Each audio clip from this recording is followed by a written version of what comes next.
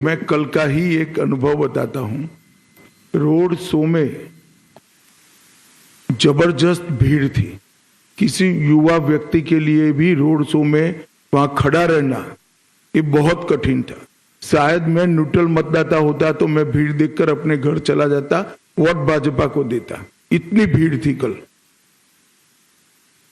एक वृद्ध माताजी, मेरा अंदाजे 80 साल की होगी, इतने धक्के खाकर वहां पर खड़ी थी। मैं अपनी धुन में गाड़ी में बैठ गया और उस वक्त मेरी नजर पड़ी कि माताजी कुछ हाथ हिलाकर कह रही है। मैं उतर कर गया। उन्होंने जिस प्रकार से मुझे आशीर्वाद दिया है, ये व्यक्तिगत बात नहीं है, ये भारतीय जनता पार्टी को उनका आशीर्वाद है। इतने धक्के खाकर भाजपा के समर्थन में वहां खड़ा रहना ही आशीर्वाद है।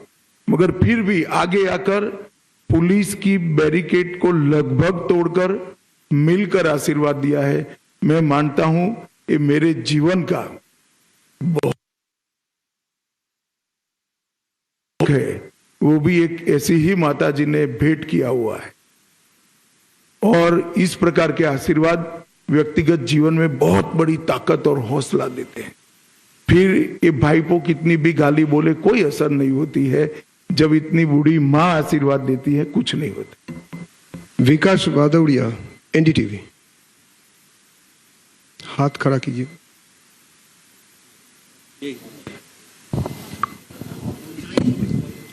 गृहमंत्री जी, मेरा सवाल ये है, आपने कहा कि भाईपो टैक्स यहाँ पर चल रहा है, उस पर कड़ी कार्रवाई करेंगे, लेकिन हमने पिछले कई चुनावों में देखा, अशोक गहलोत की लाल डायरी का मसला आया, कोई कार्रवाई नहीं हुई। भूपेश बघेल के खिलाफ भी घोटालों की बात हुई, कोई कार्रवाई नहीं हुई। अरविंद केजरीवाल तो बरी तक हो गए। तो जो बयानबाजी होती है वो चुनावी जुमला भर रह जाती, बाद में कड़ी कार्रवाई नहीं होती। ऐसा है, आपकी कार्रवाई से आपका रेफरेंस है, कोई कानून को सुने बगैर उठाकर बंद कर जांच होता है। जांच में सहयोग नहीं करते हैं, देरी होती है। सैन सभी जिन्होंने भ्रष्टाचार किया है इसमें आएंगे ही आएंगे, आप भरोसा करिए। और जब आता है तब तो आप विंडिक्टिव अप्रोच का प्रेस करते हो, स्टेटमेंट देते हो। कोई विंडिक्टिव अप्रोच नहीं है, इसकी बकायदा जांच होती है। एजेंसी अपना काम स्वतंत्र रूप से करती हैं और एजेंसियों को कोर्ट में उलझाकर समय भी बहुत जाया किया जाता है, इसलिए देरी हो रही है। मगर सबसे बड़ी बात बंद होना है और बंद होने के बाद आगे न हो इसके लिए एग्जाम्पल सेट करना है। शेष प्रश्न अमित कुमार, टाइम्स नाउ।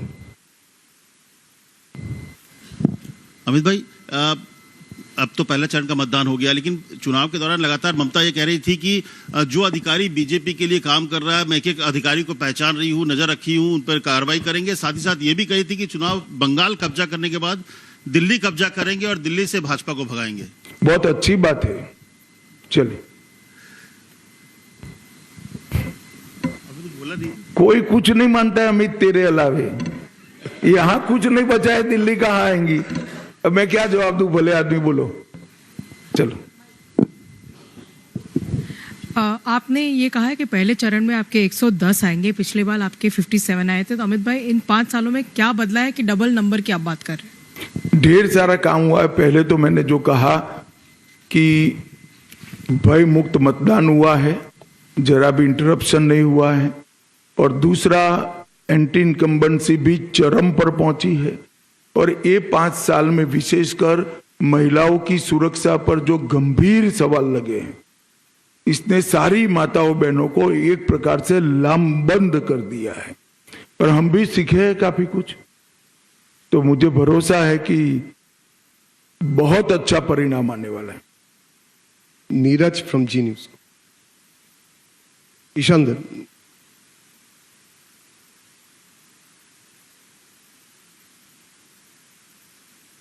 एक सेकंड। अमित जी, मेरा सवाल ये है कि बंगाल के जनता को आप पहले चरण का जो मतदान हुआ उसके बारे में कोई आश्वासन देना चाहेंगे? क्योंकि कल से सौमित्र खान जी समेत भाजपा के कुछ नेता ऐसा आशंका प्रकट किए हैं कि कुछ ईवीएम बदलने की कोशिश किया गया है। ऐसा कुछ हो सकता है क्या? हमने वो आशंका को चुनाव आयोग के सामने रखा है। मुझे विश्वास है चुनाव आयोग पूरी जांच पड़ताल करेगी। नीरज जी, जी न्यूज।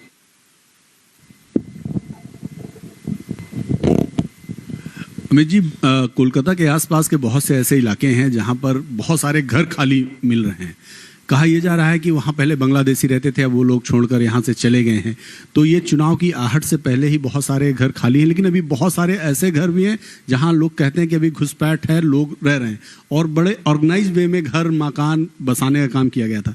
तो क्या आपको लगता है कि सरकार आने के बाद इनको सबको चिन्हित किया जाएगा और बारी बारी से सब खाली कराया जाएगा? नहीं, निश्चित रूप से हमारी पहले नंबर की प्रायोरिटी है बाढ़ पर सीमा का जो छिद्र है वो भरकर सीमा लगाना, एक एक घुसपैठियों को चिन्हित करना, घुसपैठियों को गलत पहचान पत्र बनाने वाले अफसरों को चिन्हित करना और बंगाल को घुसपैठियों से मुक्त बनाना, ये हमारा सबसे पहला प्रायोरिटी है।